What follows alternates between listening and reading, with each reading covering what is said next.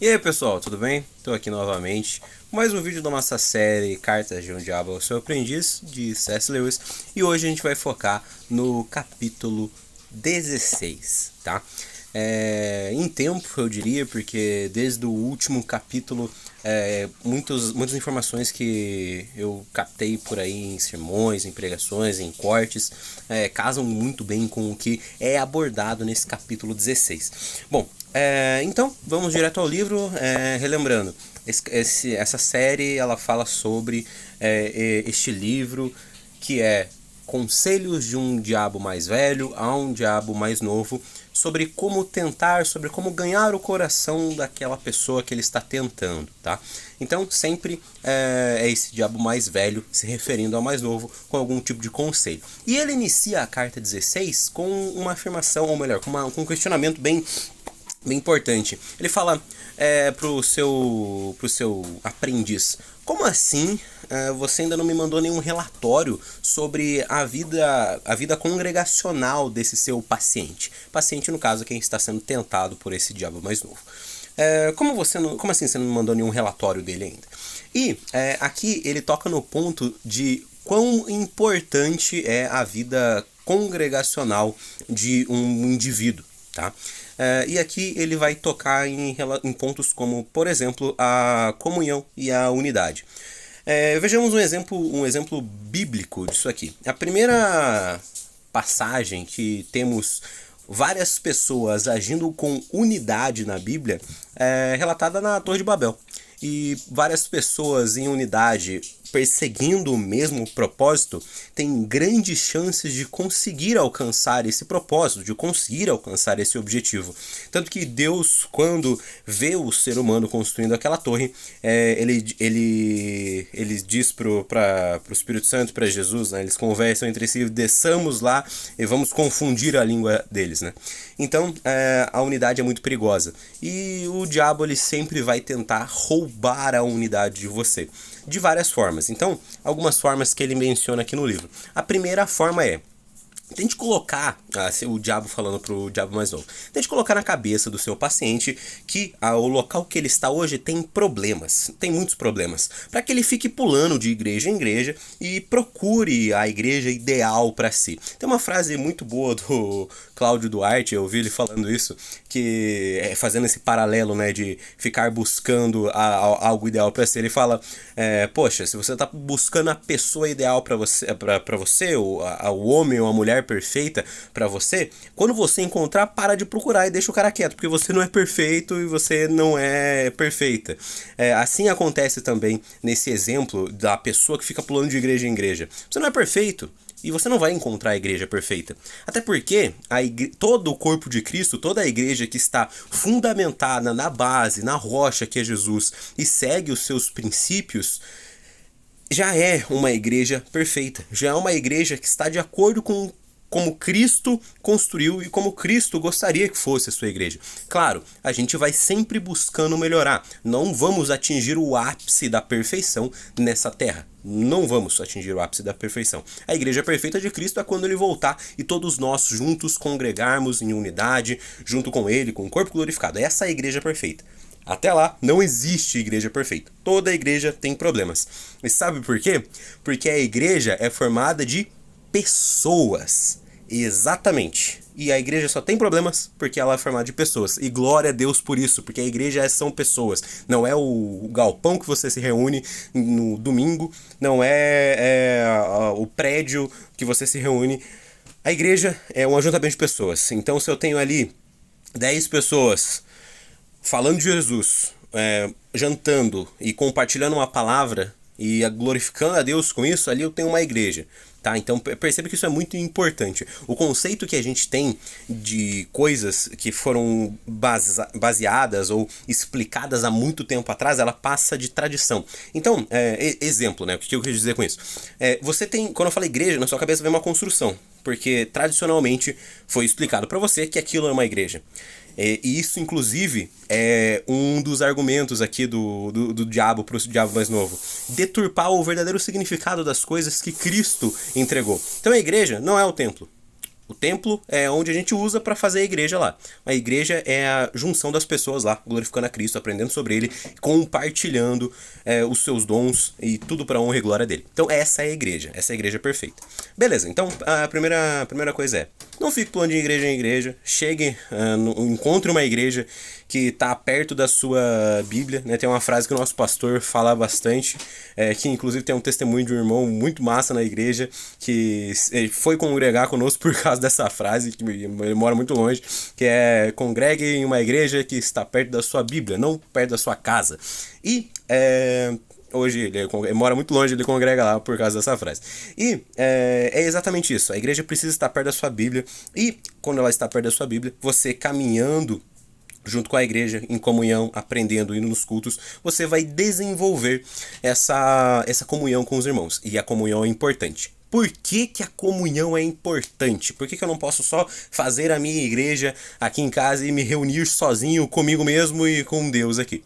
Porque quando nós temos a comunhão, quando eu tenho a você e você tem a mim, eu consigo olhar pra você e antes de você fazer alguma cagada, eu falo: ó, irmão, não vai por aí, cara. Não vai por aí porque vai dar errado. Você vai quebrar a cara. Você vai se machucar, você vai machucar as pessoas, vai perder dinheiro, você vai perder tempo da sua vida. Não faça isso. Chorar com os que choram, se alegrar com os que se alegram. A cruz de Cristo, Cristo na cruz, ele morrendo de braços abertos pelo meu e pelo seu pecado, não é o fim do evangelho, tá? O fim do evangelho é o que a gente está vivendo agora, no tempo do Espírito Santo. O fim do evangelho é: ide, amai o próximo. Esse é o fim do evangelho. Cristo na cruz é o nosso mediador. Ele é muito importante, a gente precisa passar por ele, mas não acaba ali. Quando você encontra Cristo, não é pressuposto que é para você ficar ajoelhado 24 horas por dia, olhando para a imagem da cruz e se lamentando perpetuamente e agradecendo perpetuamente a Cristo porque ele fez. E isso não é o evangelho. Uau! É interessante, né? Isso não é o evangelho. Por quê? Porque Cristo morreu naquela cruz para que você tivesse comunhão com o Pai e comunhão com o seu irmão. Entende? A comunhão, ela é muito importante, mas muito importante mesmo para o que nós estamos vivendo hoje. E dentro dessa ideia de comunhão, Satanás aqui também, o diabo coloca outras argumentações para tirar você dessa comunhão. Então a primeira: acha a igreja perfeita. Não existe uma igreja perfeita. A igreja perfeita é que está baseada na palavra de Cristo. Ponto. A segunda coisa: quando você entra dentro desse ambiente de igreja, ele toca muito em assuntos assim: vamos criar facções dentro da igreja. Ele dá um exemplo aqui na época da igreja anglicana. Tem gente que prefere chamar de Eucaristia e tem gente que prefere chamar de Santa Ceia. Vamos pegar esse detalhe quase que insignificante e vamos armar uma facção dentro da igreja pra gente ter o grupo de pessoas que não gosta de tal palavra, de tal argumentação, de tal colocação, contra o outro grupo. Assim criamos facção e fricção dentro da igreja, tirando a comunhão deles, porque agora eles não têm mais comunhão, agora eles brigam um contra o outro para ver se é a Eucaristia, para ver se é a Santa Ceia, para ver se é o pão com vinho ou o pão com suco. Entende? Então, essa é uma outra estratégia de Satanás para atormentar a nossa vida de comunhão. Criar essas facções dentro da igreja. Então, se você está numa igreja e você não está vendo uma facção, talvez você esteja numa facção. Olhe para quem que você está caminhando sempre junto nessa igreja. Sobre o que vocês falam? Sobre as opiniões de vocês e sobre como as pessoas dentro da igreja estão fazendo alguma coisa errada? Sobre o que você acha que é certo e sobre o que o pastor falou de errado no púlpito, baseado no que você pensa? Pô, irmão, se o seu pensamento, se a sua vontade depois de ouvir um sermão, depois de ouvir uma música, é reclamar que a letra não estava boa porque você não gosta daquela letra, porque ela falou que a gente vai morar no céu. E depois você escuta um sermão que fala de algum assunto também que não está de acordo com a sua teologia, você não vê a hora de acabar para você comentar com o seu irmão: viu que o pastor falou tal coisa? Viu que o ministério de louvor ali cantou essa palavra que não está dentro da minha teologia? Irmão, larga a mão disso, cara. Larga a mão, para de pensar nisso. Isso é estratégia de Satanás para te arrancar da igreja. Isso é estratégia de Satanás para te arrancar a comunhão. E a comunhão é santa, ela é necessária, ela é importante, ela é um reflexo da bondade de quem Deus é. Deus é comunhão, o Pai, o Filho e o Espírito Santo.